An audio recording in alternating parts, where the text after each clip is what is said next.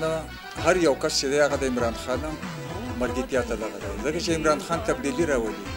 دا د ستنو د ټرانسفارمرو د دې د سیاست په ختمېږي موږ له پکار دا دي چې زموږ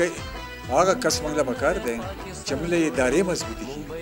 چې موږ په ټرانسفارمرو پسې په ستنو پسې په دې پیپونو پسې منډې نه وهو چې دا هر څه هغه ادارې ته کېږي د بجلی بل زه ورکوم پکار دا ده چې دا دغه محکمې کار دی چې ما دغه به دا هر څه پوره کوي که د ګیس بل ورکوم د ګیس والا به ما ته ګیس پوره کوي دا خو نشته چې زه د دې ځای نه یو تن ما ته لاړ شه خوا ذخیرې نه ته د بجلی ستنې راوړه په خپلو پیسو باندې به یې راوړم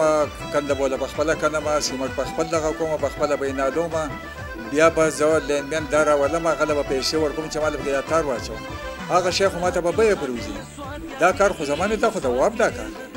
نو موږ هم د دې وجې ما د عمران خان مرګتیا وکړه چې هغه تبدیلي راولي ما ته زه په هغه کې دا اینه وه چې تبدیلي را روانه ټولې پالیسیانې د مرکزي حکومت نه جوړېږي د مرکزي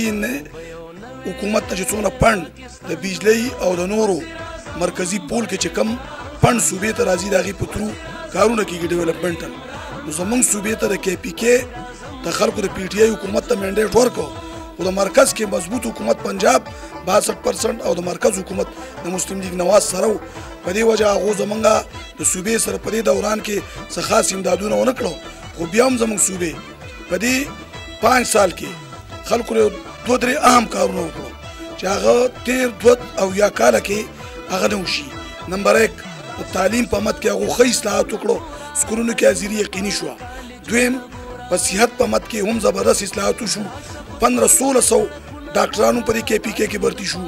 او د خلکو تنخواګانې هم سیوا شوې او حاضري هم په هیلت کې یقیني شوه د هغې نه علاوه خلکو ته یې هیلت کارډ ورکړو چې د هغې په مدد سره د 10-12 غټو بیمارو د غریبانو خلکو علاج پې هم کېږي او دغسې د پټوار سیسټم هم ټیک کړو او د تاڼې کلچر د پولیس سیسټم هم برابر کړو دلته کې موږ چې اوس په کم دغه راوتي وو کم کمپین باندې په هغې کې انشاءالله موږ ښه کامیاب روان یو ټول خلک PTI ته جوړ دی چې دې له ووټ ورکړي او نن موږ دغه دې وګرځېدو هر سړي زموږ ښه تسلي وکړه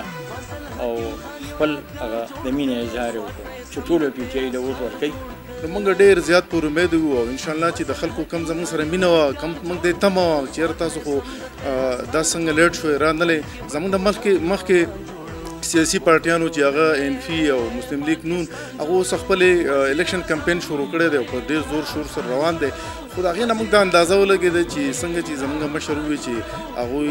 د وریجو د ستنې د فیب هغو سیاست هغه خلکو مسترد کړی دی او خلکو نن سبا هر سړی پوه شوی دی چې زما وابسته زما د بچي د قوم د سکولونو د هسپتالونو هغه صرف واحد دا یو پارټي پوره کولی شي او هغه هم د پاکستان تحریک انصاف نه به د خلکو وابسته ډېره مهرباني سم پاکستان جوړو وزیر اعظم